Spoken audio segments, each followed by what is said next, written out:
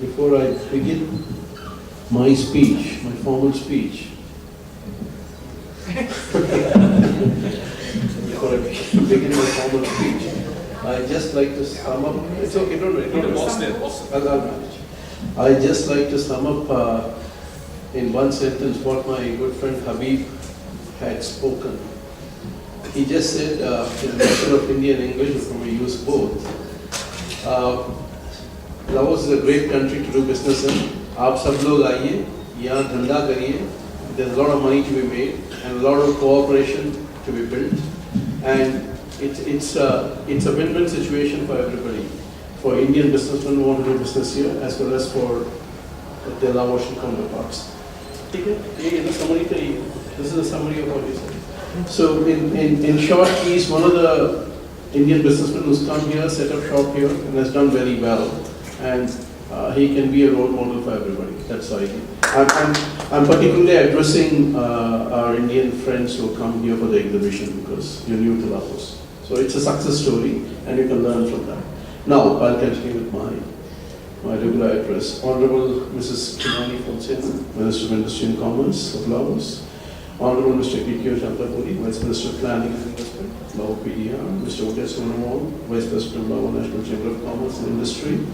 Dr. Rajeev Singh, Secretary General of the Indian Chamber of Commerce, Kolkata, from India. It's with great pleasure that I welcome all of you to the inauguration ceremony of the India Investrade 2016, a 3-day exhibition of Indian products in Vientiane, Laos.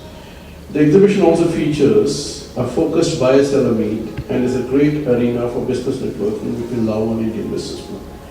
The exhibition focuses on electrical, electronics, industrial machinery, equipment, and other allied products.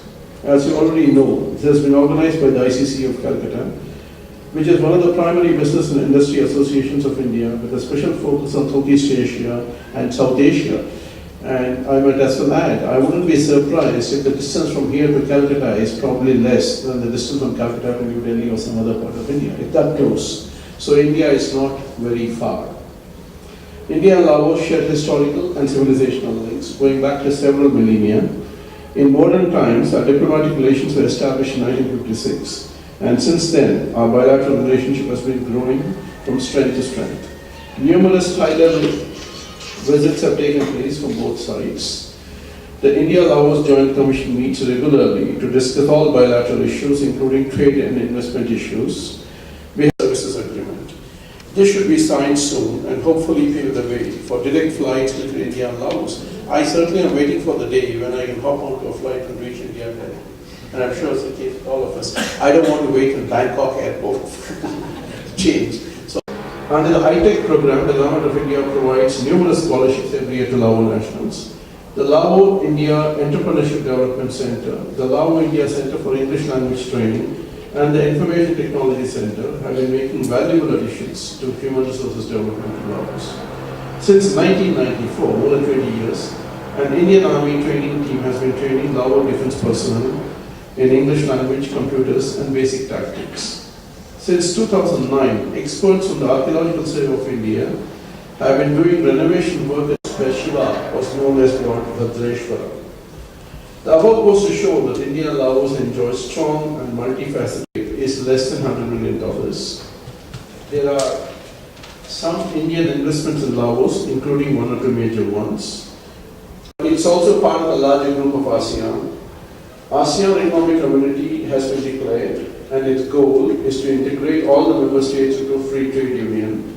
Hence, recent hydroelectric power projects, alternate energy projects like solar, coffee plantations, rubber plants, and I'm surprised to see that the UNESCO World Heritage Town of Luang Prabang does not have a single Indian hotel, either small or big.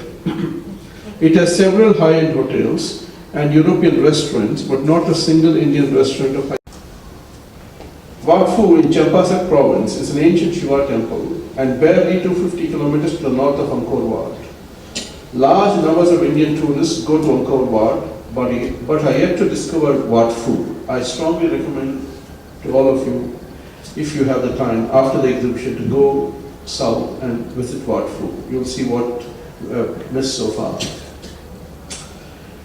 Wat Pho can become a customary stop on the Bangkok-Angkor Wat tourist route for Indian tourists. This will pave the way for more Indian restaurants and hotels to come up there, as it's happened in the Angkor area.